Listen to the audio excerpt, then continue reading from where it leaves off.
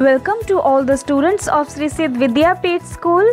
So students, today also we are going to continue the chapter 7, Conservation of Plants and Animals. Today we are going to start with the topic or a word species. So students, what do you mean by a species? A group of living organisms that can interbreed with each others are called a species.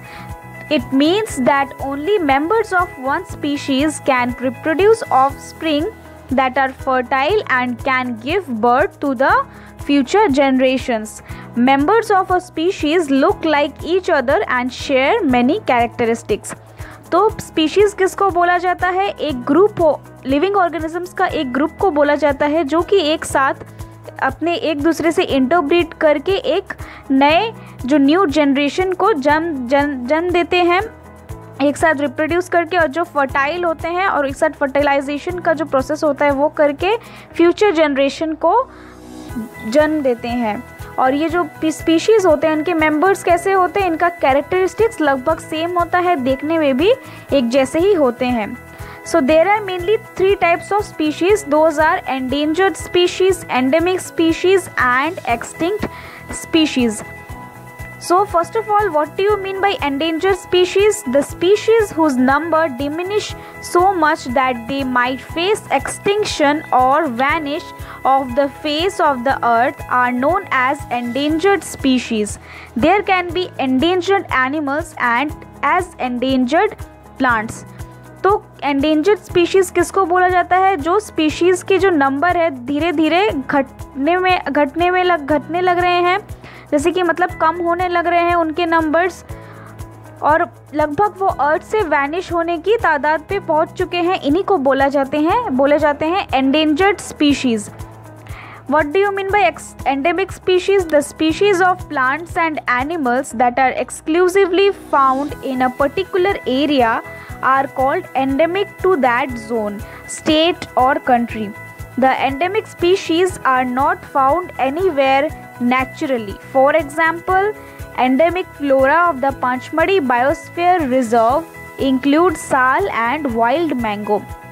तो endemic species किनको बोला जाता है? जो species, उस species में plants भी हो सकते हैं, एनिमल्स भी हो सकते हैं. जितने भी तरह के स्पीशीज़ हैं दोनों में फ्लोरा एंड फोना बोथ, मतलब प्लांट्स और एनिमल्स दोनों ही हो सकते हैं. एंडेमिक स्पीशीज़ जो होते हैं वो एक पर्टिकुलर एरिया में ही रहते हैं, उस जोन के स्पीशीज़ होते हैं जो उस जोन में ही पाए जाते हैं.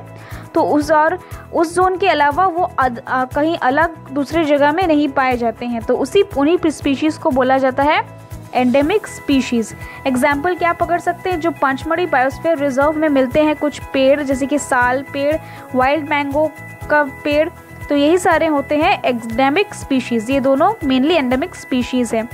Otherwise you can see here some pictures of animals and wild mango and sal tree. These are all known as endemic species.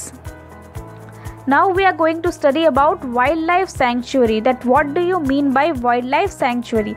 So wildlife sanctuaries are reserved forests where wild animals are protected and provided with suitable living conditions.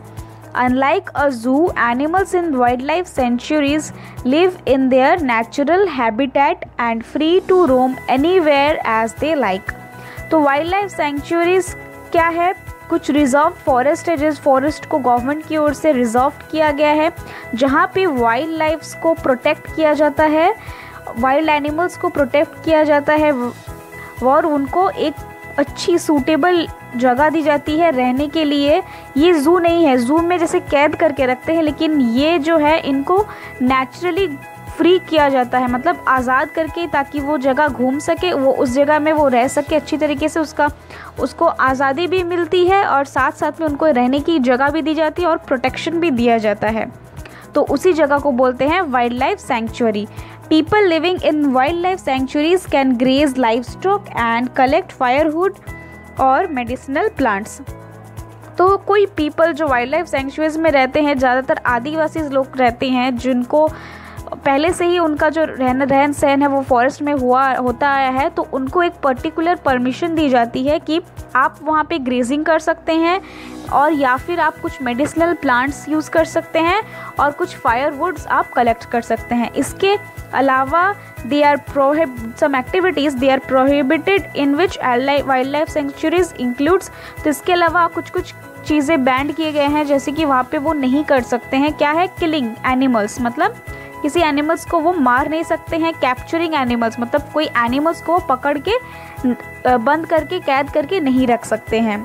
These activities in wildlife sanctuaries are punishable law। तो ये जो activities wild life century में दिए गए हैं ये punishable है, मतलब पनिश किया जाएगा अगर वो ये सारी चीज़ें एक्टिविटीज़ करते हैं तो। Indian wildlife sanctuaries have unique landscapes which include broad level forest, mountain forest and bushland in deltas of big rivers। तो इंडिया का जो वाइल्ड लाइफ सेंचुरीज है उनकी लैंडस्केप्स बहुत यूनिक होते हैं। उनमें क्या क्या इंक्लूडेड रहते हैं, कुछ broad level forest, mountain forest, brushland in deltas of big river, ये सारी चीज़ें इंडियन वाइल्ड लाइफ सेंचुरीज में इंक्लूडेड रहते हैं। They protect several threatened wildlife species such as golden cat, pink-headed duck, black buck, white-eyed buck, gharial, marsh crocodile, elephant, rhinoceros, python etcetera.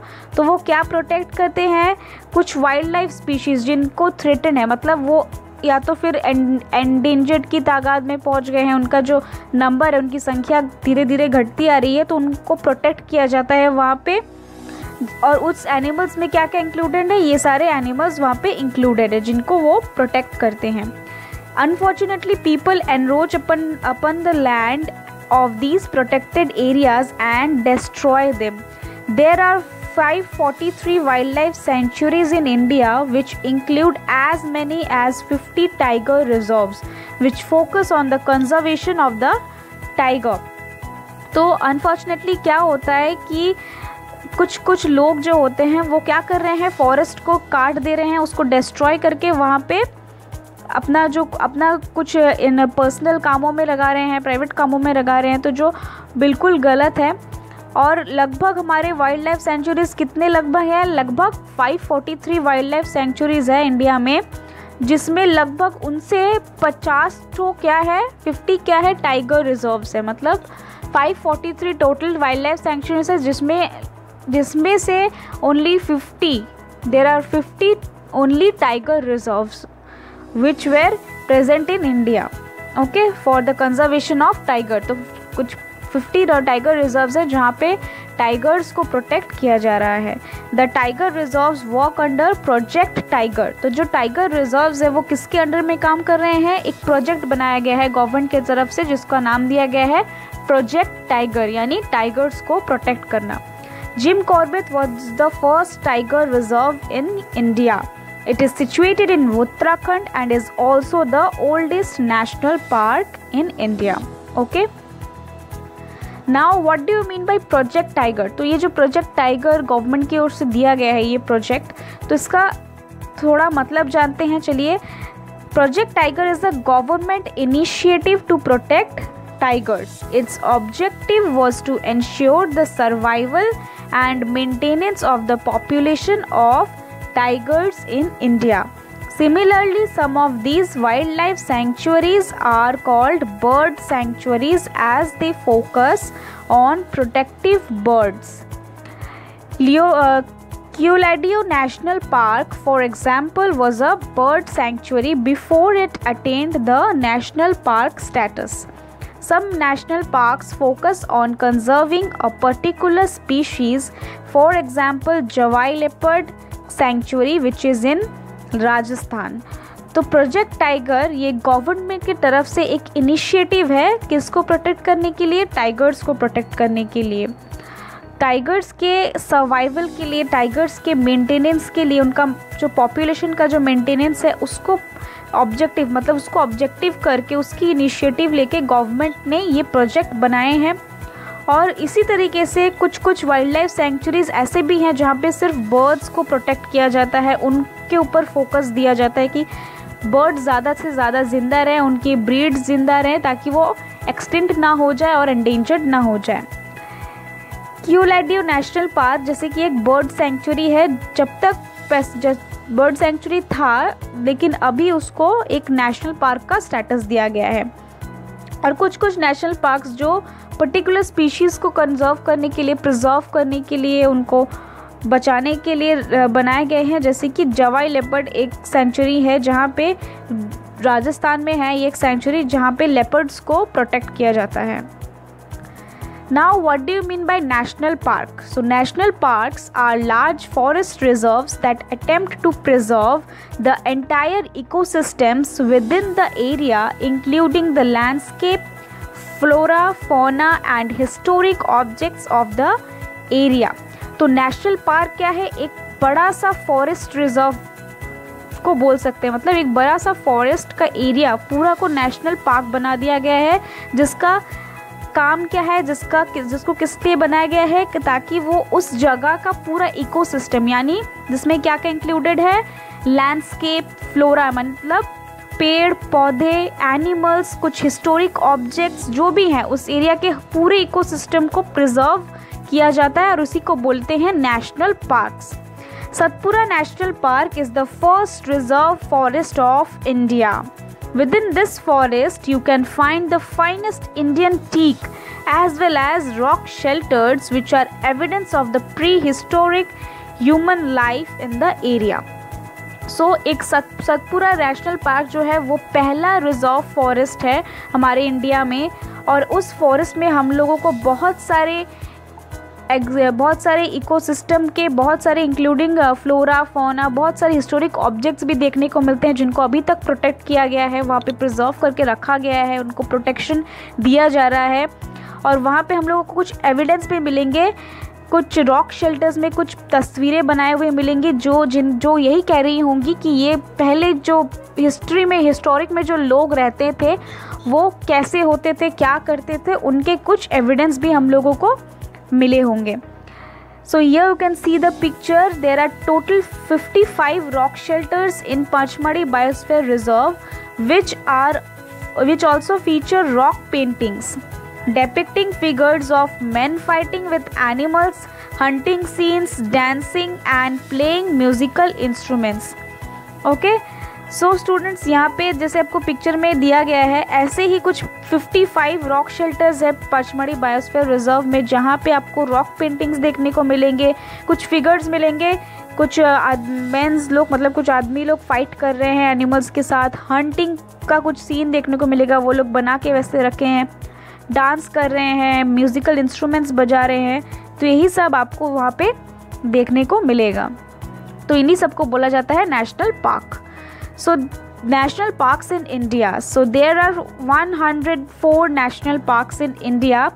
Top 10 of these national parks included Jim Corbett National Park, which is in Uttarakhand, Kaziranga National Park in Assam, Gir Forest National Park in Gujarat, Sundarban National Park in West Bengal, Satpura National Park in Madhya Pradesh, Ervakulam National Park in Kerala, Pench National Park in Madhya Pradesh, Sariska National Park in Rajasthan, Kanha National Park in Madhya Pradesh, Ranthambore national park इन राजस्थान। तो ये कुछ national parks है। लगभग हमारे देश में 104 national parks हैं, जहाँ के टॉप 10 मतलब सबसे टॉप 10 में जो नेशनल पार्क है यहाँ के कुछ नाम दिए गए हैं, आप इनको अच्छे से पढ़ लीजिएगा।